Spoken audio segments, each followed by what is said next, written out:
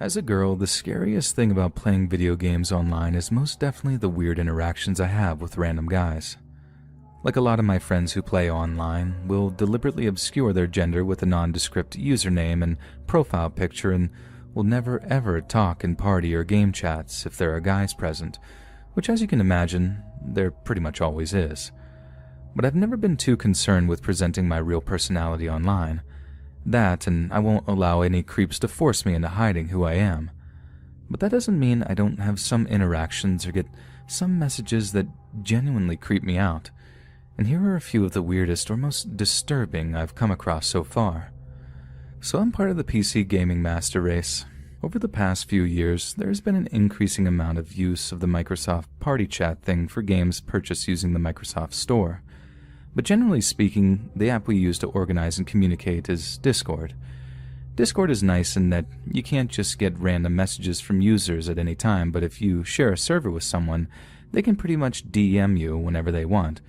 And since I'm in a lot of servers for the games I play, this leaves me pretty vulnerable to random DMs from creeps with less than innocent intentions. I suppose it doesn't help that one of my favorite games to play is Dead by Daylight. For those that don't know, it's a horror game in which one person plays as the killer, while the other players take on the roles of their victims, having to complete various tasks while evading the killer so they can escape whatever environment they're trapped in. This obviously attracts its fair share of online sadists who love nothing more than to terrify and traumatize the people they're hunting. They go so far as to insist on always being the killer, never ever playing as a survivor, and naturally this means they get really good at hunting people with their characters of choice. That's how I came across one particular player who specialized as a Dead by Daylight killer known as the Clown. Now I hate clowns with a passion, to the point where I couldn't bring myself to go see that It movie, even when my Stephen King fanatic boyfriend was so excited about seeing it. They just absolutely terrify me, probably because, and my mom never gets tired of telling me this story, I had a pretty traumatizing encounter with a party clown at a kid's birthday party when I was younger. The clown in Dead by Daylight is like all of my circus nightmares come to life. It kind of looks like a combination of a clown and a ringmaster, but has allusions to other circus stuff on him too. The face is all this worn-out grease paint smeared over a flabby mess of folds, but perhaps the most horrible are the fingers dangling from the thing's belt, the trophies he takes from his unfortunate victims. So, when this player happened to prefer the clown over others, I was kind of reluctant to play at first, but the group of survivors I usually play with adored him for the effort he put into role-playing the character, and therefore how much more intense and scary he made the whole experience. Like he kept putting this super creepy clown voice on over voice chat while he was chasing us, to the point where these big tough guys, self-confessed horror junkies, are just squealing in terror whenever he was chasing them. I think that's about the one thing that made it bearable for me, how funny it was when they were wailing like scared little girls. But let me tell you, it wasn't so fun when he was chasing me, and boy did he chase me a lot. At the end of the night, when a few of us were like, alright, that's enough terror for me, better log off before I give myself nightmares, I got a Discord DM from the guy saying, "You were really fun to chase." I tried to be polite enough, just replying with something like, "Cheers, dude. Not too much fun to chase, I hope," with a little laughing emoji. Then he follows up with what seemed like was going to be a really long message, like the typing notification thing was going off for like a good few minutes, while I'm like, please don't be creepy, please don't be a creep. Then instead of some big long message, he only sends me a few words. I wish this was real. It was creepy enough sentiment on its own, but the thing that got me was that there was absolutely no way he spent so long typing out just 5 words. What else did he want to say to me that he ended up deleting and retyping over and over again for a minute straight that only ended up with 5 little words? I seriously dreaded to think what it might have been. The following night, we were all getting ready to play Dead by Daylight again, voice chatting on Discord when one of our party chat was like, "Oh, Clown Guy's online again. Should we invite him in?" My initial reaction was like, God no, but I'm not one to be a killjoy. The other guys really seemed to enjoy him, so I just found myself acquiescing to the idea and letting them invite him into our voice chat. Everyone greets him like, "Hey, clown guy," and instead of being polite or whatever, his first words are, "Is Ruby playing tonight?" He must have known well that I was playing. I was in the same voice chat as him, for God's sake, so the idea that he was asking so he could, hear my voice or something got the session off to a nice, creepy start. As weird as the dude was, he had been a great killer. He was passionate enough to bring energy to the character, but not skilled enough as to make it completely unfair on us. He also spent fairly equal time chasing each of us, not partaking in the act of tunneling as it's become known and focusing on one particular character. But that night, all he did was chase me. He would simply ignore any other survivor, searching for me and me alone to chase, torture, and kill. And once he'd achieved that, he'd just sort of waste time, letting the other survivors get the generators going so they could escape the stage and get a new round going. The first time around, his behavior went unnoticed by everyone but me. I think my fellow survivors were just too focused on their tasks and too elated with the victory to really notice what he was doing. But the second round it became obvious, and by the third, my usual crew was starting to confront him on it. "Hey, stop tunneling Ruby, dude, you're ruining the game," they'd say. But Clown Guy just ignored them and started breathing heavily down the mic. Now, this wasn't just him having it too close to his face, which is a problem a lot of people have, and is generally remedied by a quick heads up followed by them apologizing and moving the microphone. But Clown Guy was breathing heavy because he was enjoying chasing me a little too much. It was like you could hear all this gross satisfaction in his breath whenever he caught up with me, and it got so bad at one point that the other party members started to make some pretty crude jokes about his state of arousal. After one particular bad round, and me basically pleading with the other guys to kick him from the game and from the voice chat, they conceded and Clown Guy got kicked. Relief doesn't cover it. This idiot had gotten me frustrated, angry, and eventually verging on upset. I was just so freaking relieved that the others had finally seen what a toxic, horrible individual he was. We only had one or two more games after that, with some random killer we'd been hooked up with via the game's matchmaking system. Then after that, I went to bed. But as I was reveling in affection for my regular gamer friends, I forgot to do one little thing that would separate me and Clown Guy forever. And the next morning, when I woke up, I found a little red iPhone notification marker for Discord that had a number on it in its high 50s. I should have guessed what it was, or rather, who it was, that had caused so many notifications overnight.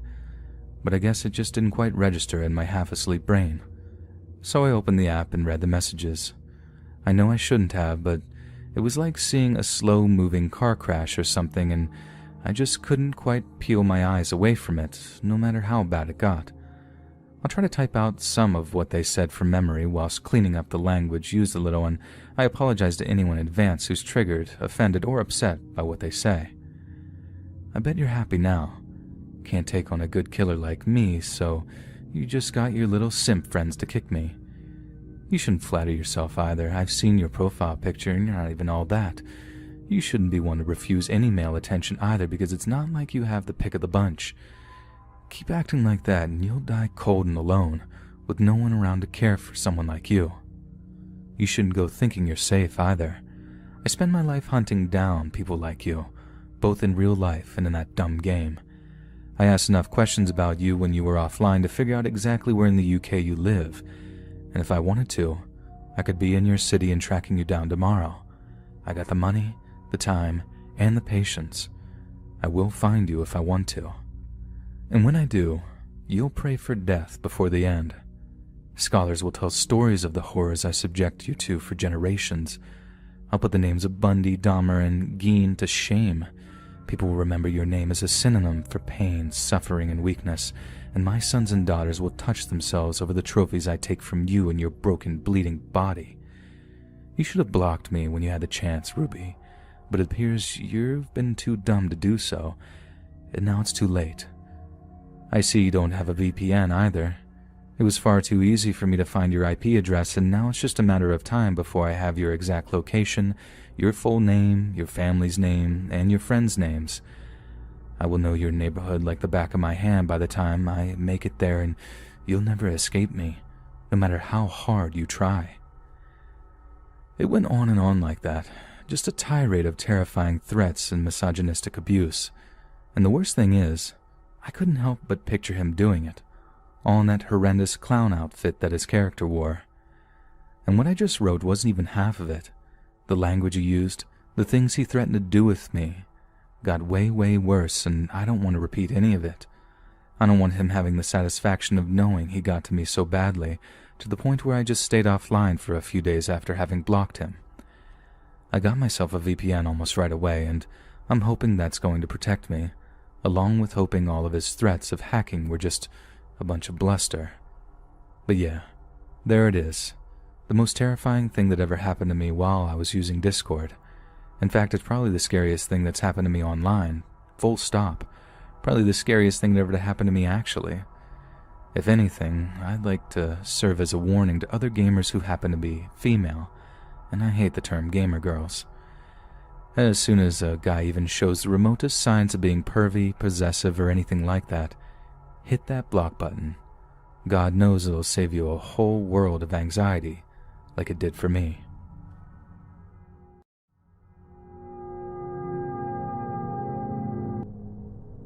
A few years ago, I was part of a True Scary Stories server on Discord. It was a place where people would share their own personal stories of scary or spooky things that happened to them in their lives, and for a while it was honestly a lot of fun. Sure, a lot of the stories sounded made up and generally involved stuff like I saw a shadow figure at the end of my bed and other stuff that sounded like they were lifted straight out of a bad horror movie. But every so often someone would share a story that didn't have a hint of the supernatural in it, something that was actually believable, and occasionally, these stories were genuinely terrifying. I read a lot of seriously spine-chilling stuff on that server, but a lot of it I've forgotten over the years, probably because although they were creepy, they just weren't disturbing enough to actually stick with me. But there was one story in particular that I've never forgotten, because it's genuinely made me shudder to read. I hope the user in question doesn't mind if I share their story, and if they happen to read this, I'd like to think that they could let me know in the comments and maybe correct anything I got wrong, because I'm telling this from memory. But anyway, here goes. The poster began their story by assuring us that their story wasn't just some fabrication, and although they were pretty young when it happened, just thinking or writing about it as an adult was a pretty stressful experience for them. They went on to explain that their early years were marred by tragedy, how their dad had died when they were real young from a drug overdose, so they were raised by a single mom living in a small apartment just down the street from their grandma's place. Mom did some dating, though, obviously trying to do the right thing and find them a stepdad to give them some kind of father figure in their life. The incident in question happened while she was out on a date. Usually speaking, their grandma would babysit for them anytime Mom needed to go do anything that meant she couldn't bring them along. But on the night of her date, the grandma was working, so although it wasn't ideal, 9 or 10-year-old storyteller was left unsupervised in their mom's ground floor apartment. Sounds kinda irresponsible at first, but the storyteller was quick to reassure the members of the server that this was back when Yu-Gi-Oh was popular. As long as they had their cards and a box set of cartoons to keep them occupied, being left alone for like an hour or two certainly wasn't an issue for them. It's not like they were going to wander out of the apartment or get up to any mischief while their precious Yu-Gi-Oh was keeping them busy. But at some point during the evening, they're sitting there playing with their cards and watching TV when they heard a tapping on the window. Remember, they lived in the ground floor apartment, so pretty much anyone could have just walked up and started tapping on the glass. No climbing or levitating or any of that stuff was involved, so there was nothing inherently worrying or creepy about someone knocking on the glass. The storyteller then gets up, walking towards the window before drawing back the curtains, only to reveal the face of a complete stranger. Not their grandfather, not their uncle, but a complete and utter stranger. Surprised and confused, they back off from the window, letting the curtains slide back into place before this horrendous crash sounds. Broken glass tumbles onto the carpet at the foot of the curtains, before another smash sends more glittering shards onto the floor in front of them. At that point, they said they just tossed their Yu-Gi-Oh cards onto the floor and bailed. Rushing out of the back door of the apartment and over to a neighbor's house, pounding on the door in a state of abject terror as they looked over their shoulder every so often to ensure the mysterious predator wasn't hot in pursuit. But thankfully, the neighbor answers the door, lets our storyteller in, before taking the time to calm them down to get the full story out of them. Naturally, they called the cops immediately, who rushed over since they were given the description of a home invasion in progress. The neighbor then gets in touch with the storyteller's mom to let them know the awful news, who immediately rushes home to comfort their terrified son. Then after that, both the neighbor and storyteller's mom accompany them back to the apartment, where the cops are still searching the property and surrounding area for any sign of the attempted intruder. Apparently, one of the cops approaches the mom at this point and shows her something in a clear plastic evidence bag. Mom stares at it, turns pale, then kneels down and hugs our storyteller tight, fighting to hold back tears as the neighbor guy is just like, my God. They both ended up staying at the grandma's place for like a week after while the window was repaired. And if that seemed like a bizarre amount of time to fix a window and that something else might be behind them staying away from the apartment for a while, you'd be right in thinking that. Our storyteller had their suspicions for a little while, but they were too young to really understand the implications of what had happened. The kind of danger they'd been in wasn't clear until many years later, when their mom explained to them just what happened that evening. You see, it wasn't just the window that was being replaced. The entire apartment was being fitted with new, incredibly sturdy locks, CCTV cameras, just about everything short of a panic room, all being paid for by Grandma and Grandpa. The whole family was absolutely terrified, and it was all down to the piece of evidence that the cops showed to the mom that night, the little thing in the clear plastic evidence baggie that made her turn ashen and squeeze our storyteller in a big, trembling bear hug. What was in that plastic bag was a photograph of a young boy curled up in bed, sleeping soundly, and that boy was our storyteller.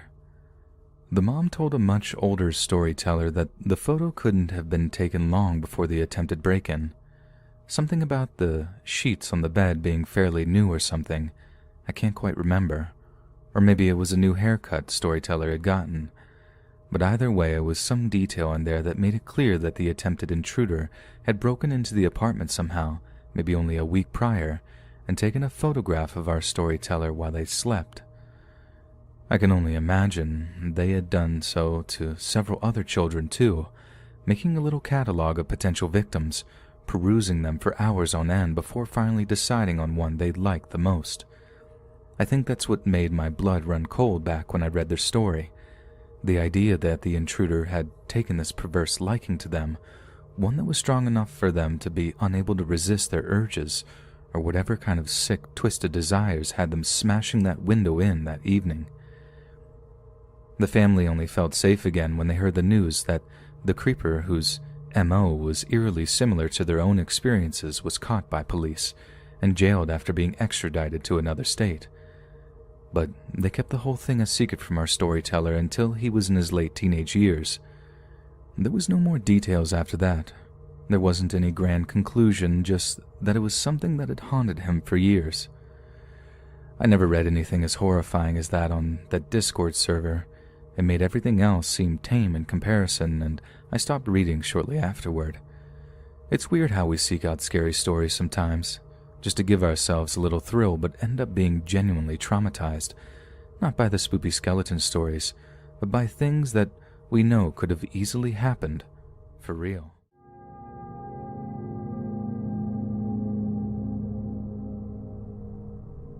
I used to play a lot of Insurgency Sandstorm with a fixed set of guys and a few girls, and we used to organize using a Discord server.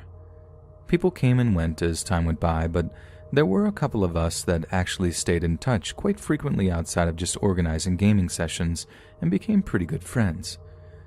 Insurgency, for those that haven't played it, is one of those hyper-realistic military shooters that tends to get really intense and occasionally downright terrifying when it's at its best.